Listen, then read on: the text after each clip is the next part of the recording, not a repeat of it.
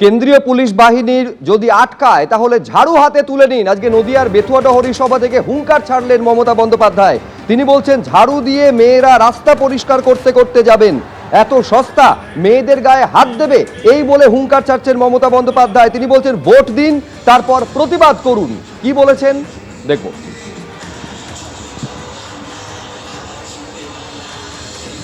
CRPF জোর করে ঢুকলেও মাথায় রাখবেন আপনারা পাহারা দেবেন।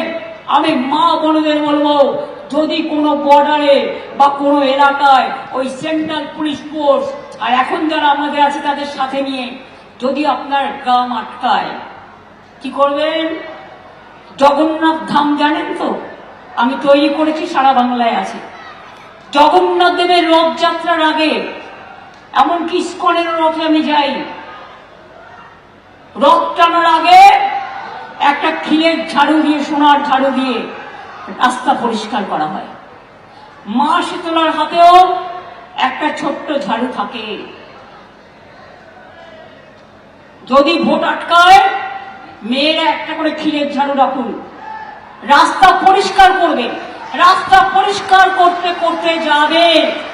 আইটিবিটির ডিজি এসছিল, বিএসএফ এর ডিজি, তারা সব বলেছে মেয়েদেরও শরীর চেক করা হবে।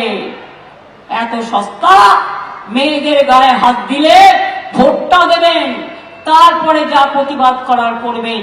আপনাকে গন্ডগোল পাকিয়ে দিয়ে আপনার ভোটটা নষ্ট করে দেওয়ার চেষ্টা করবে। বিজেপি মুখপাত্র দেবজিৎ সরকারের সঙ্গে ফোনে এই মুহূর্তে যোগাযোগ করতে পেরেছি। দেবজিৎ, আপনি শুনলেন গতকাল মুর্শিদাবাদে যে কথা বলেছিলেন, নদিয়াতে দাঁড়িয়ে সেই একই কথা মমতা বন্দ্যোপাধ্যায় বলছেন। তিনি স্পষ্ট বলছেন কেন্দ্রীয় বাহিনী যদি আটকায় তাহলে ঝাড়ু হাতে তুলে নেওয়ার আবেদন করছেন মহিলাদের কাছে মমতা বন্দ্যোপাধ্যায়। ওনার এই বক্তব্য সরাসরি ভারত রাষ্ট্র এবং ভারতের সংবিধানের বিরুদ্ধে যুদ্ধ ঘোষণার সামিল। কেন্দ্রীয় নির্বাচন কমিশন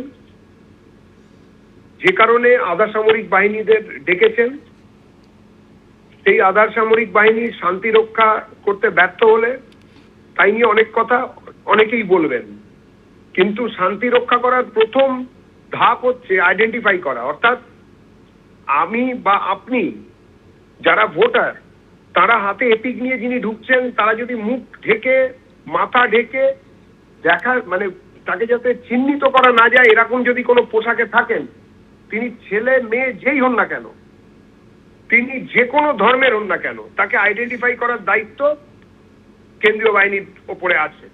সুতরাং এই দায়িত্ব থেকে যদি বিচ্যুতি ঘটে, তাহলে তাদের সেই বিচ্যুতি ঘটাকে আঙ্গুলি নির্দেশ যে কেউ করতে পারে। সেই জন্য এই কাজ তারা করবেন না, এ খবর মমতা বন্দ্যোপাধ্যায় জানেন। এবং সেই জন্য ভুয়ো ভোটারদের বিভিন্ন রকম মুখ ডেকে নির্বাচন কেন্দ্রে ঢোকা, তাকে নিশ্চিত করার জন্য এই ধরনের প্ররোচনামূলক কথাবার্তা মমতা বন্দ্যোপাধ্যায় বলছেন, যাতে কিনা মুখ ঢেকে যদি কেউ ঢুকতে যায়, তাকে যদি কেউ চ্যালেঞ্জ করে, তাহলে সঙ্গে সঙ্গে একটা যুদ্ধের মতন ব্যবস্থা, একটা লড়াই ঝগড়ার ব্যবস্থা করা এবং ভোটকে বানচাল করার চেষ্টা করছেন। আমি নির্বাচন কমিশনকে আমাদের পার্টির তরফ থেকে অনুরোধ করব, অবিলম্বে এই ধরনের প্ররোচনামূলক কথাবার্তা বলার জন্য মমতা বন্দ্যোপাধ্যায়ের ওপর আইনি ব্যবস্থা নেওয়া হোক এবং তার কোনো জায়গায় দাঁড়ানো, অর্থাৎ ভোটের প্রার্থী হয়ে কোনো জায়গায় দাঁড়াতে যাতে তিনি না পারেন, সে ব্যবস্থাও নেওয়া হোক। ধন্যবাদ দেবজিৎ। এবিপি আনন্দ, এগিয়ে থাকে, এগিয়ে রাখে।